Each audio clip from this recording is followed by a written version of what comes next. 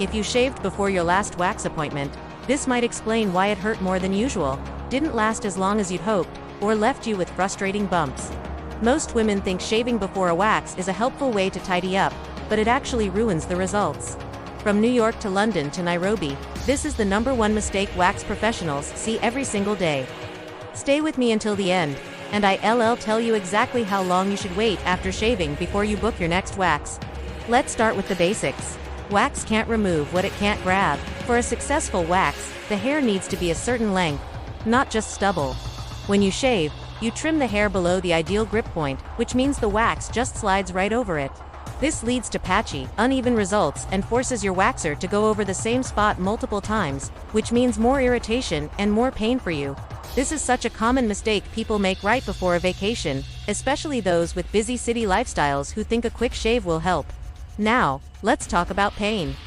Shaving before waxing doesn't reduce pain, it actually increases it. When the hair is too short, the wax doesn't have enough to hold on to, so instead of pulling out the hair, it ends up pulling on your skin. This can cause the hair to snap off at the surface instead of being removed from the root. As a result, your nerve endings feel a much sharper, more intense sensation. This is especially true for women over 40. It's a common complaint in salons worldwide. But the myth that shaving helps reduce pain just keeps spreading. When the hair is too short, your skin takes the hit. The wax has nothing to cling to but you, so it adheres directly to your skin's surface. This dramatically increases redness and irritation, and it also elevates the risk of skin lifting, which is when a top layer of skin comes off with the wax. This is much worse for anyone with dry or mature skin, and it's a problem often reported in colder climates where skin is naturally drier. The good news is, it's completely avoidable with the right preparation. Another major issue is faster regrowth. You get a wax because you want smoothness that lasts, right? Well, hair that was shaved before being waxed grows back much sooner, because the short hairs break instead of being pulled from the root. The regrowth cycle isn't properly reset. Your results might only last a few days instead of several weeks, which leads to total frustration. This is especially noticeable for busy professionals who rely on waxing to fit their tight schedules. It completely defeats the whole purpose of getting a wax in the first place. And let's be honest, patchy results are a total confidence killer. When you look down and see missed hairs everywhere, it just looks and feels unfinished. You might find yourself needing to do touch-ups with a razor, which just perpetuates the cycle. Worse yet, this messy regrowth pattern increases the chance of ingrown hairs. So many people blame the wax or the technician for a bad result, but more often than not, shaving beforehand is the real culprit. Shaving also confuses your hair's growth patterns. Hair is supposed to grow in a relatively uniform direction, but razors can cut it at odd angles, causing it to grow back in different directions. This makes it much harder for the wax to grab all the hairs in a single, clean pull. It makes the service less effective and, you guessed it, increases the risk of ingrowns. This is a very common issue in the underarm and bikini areas, and it affects all skin tones. It's a preventable mistake that makes a huge difference. If you constantly struggle with ingrown hairs, shaving before you wax is very likely the reason why. When the hair is cut too short, it doesn't have the length or strength to properly exit the skin's surface as it grows back. It gets trapped underneath, leading to those painful, inflamed bumps and sometimes even dark marks. This is especially common in humid cities like Miami or Singapore, where sweat and moisture can make things worse. It's so frustrating for women with active lifestyles. But the solution is simple.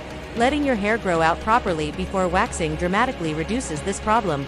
Your skin has a natural defense system, and shaving strips it away. Razors don't just cut hair. They also scrape off the protective layer of oils and dead skin cells that shield your epidermis. When you wax on this freshly exfoliated vulnerable skin, it increases sensitivity and can lead to a burning sensation. This effect is even worse during dry seasons when your skin is already fighting to stay hydrated. The fix is so easy, just stop shaving.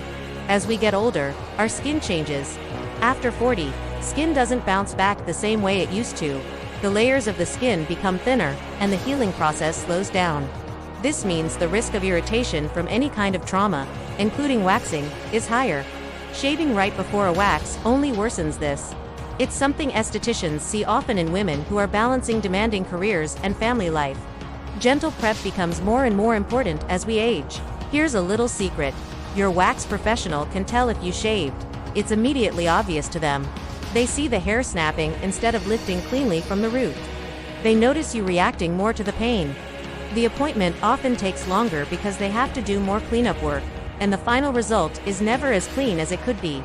Professionals will always advise against it, so please, trust their guidance. They want you to have the best results possible. Shaving before a wax also wastes your money. Think about it, you're paying full price for half the results. The smoothness doesn't last, so you'll feel the need to rebook your appointment much sooner. You might also end up buying extra products like soothing creams or ingrown hair treatments to fix the irritation and bumps. It's just not a budget-friendly habit, especially if you live in a major city where waxing services are already a significant expense. Simply letting your hair grow saves you money in the long run. Now for a scary one. Skin lifting. While it's rare, shaving first dramatically increases the risk. When wax grips the skin too strongly because there's no hair to grab, it can pull off a superficial layer of skin. People with thin, dry, or sensitive skin are especially vulnerable. It's painful, it leaves raw patches that look like burns, and it takes time to heal. Proper hair length is the #1 preventative measure against this.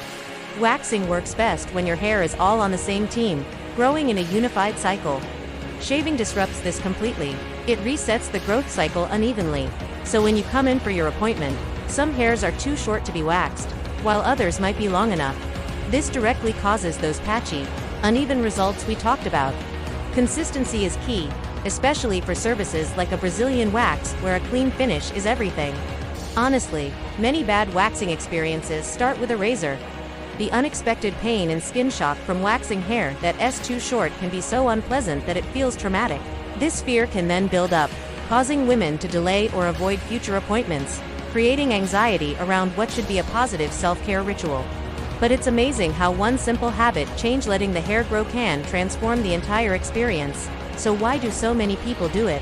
A lot of it comes down to fear. There's a fear that the hair is too long, a fear of being judged by the esthetician, or a fear that longer hair will mean more pain.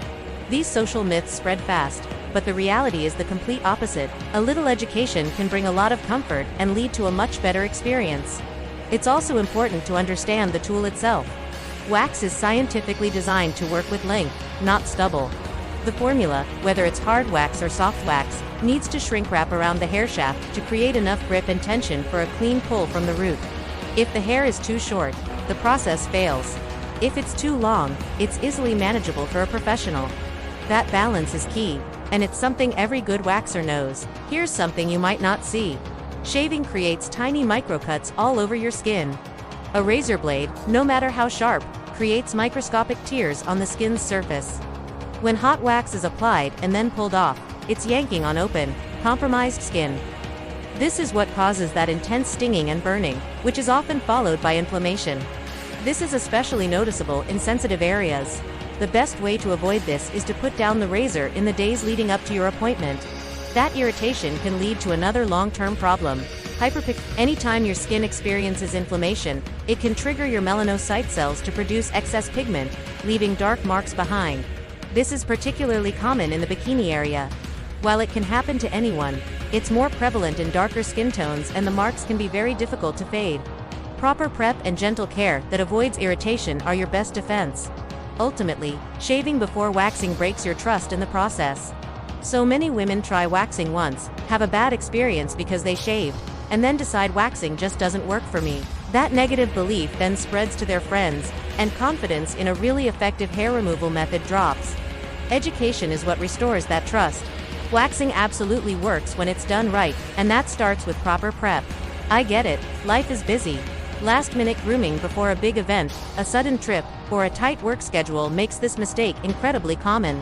Our cities move fast, and social pressure can make us feel like we need to be perfectly groomed at all times. But your skin still needs time to do its thing. Rushed prep can cause long-term problems that just aren't worth it. For a perfect, professional-level finish, hair length is everything. When the hair is the right length, your esthetician can get clean pulls with fewer repeat passes. This means a faster, more comfortable service for you, with far less irritation and a beautifully smooth finish. And please, hear this, you do not need to tidy up before your appointment. Your waxer has truly seen it all. Hair does not shock them, it's their job. In fact, they would much rather you come in with natural growth because it allows them to give you better outcomes. with less pain, which ultimately boosts your confidence. Shaving also makes your skin drier. The razor blade strips away those essential surface oils, leaving your skin feeling tight and dehydrated. Dry skin reacts more intensely to wax, it pulls harder, and the redness is more pronounced. Your skin's moisture balance really matters, so your pre-wax prep should be about nourishing your skin, not stripping it. The good news is, proper wax prep is incredibly simple. You don't need a complicated routine. Just stop shaving, do some gentle exfoliation a couple of days before your appointment, and show up with clean, dry skin. Avoid applying heavy lotions or oils on the day of your service. That's it. Trust the process. Less is more.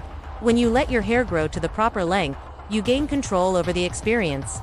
You get predictable results, less surprise, pain, and consistently smooth skin. This makes maintenance easier and gives you a huge confidence boost. It puts you in charge of your self-care routine. So, the big question, how long should you wait? The ideal hair length for waxing is about 1/4 of an inch, or the length of a grain of rice. For most people, this takes about 2 to 3 weeks of growth after shaving. So, put down the razor, let it grow, and book your appointment for about 3 weeks out. You'll be amazed at the difference it makes. Thanks for watching. Don't forget to like and subscribe for more tips.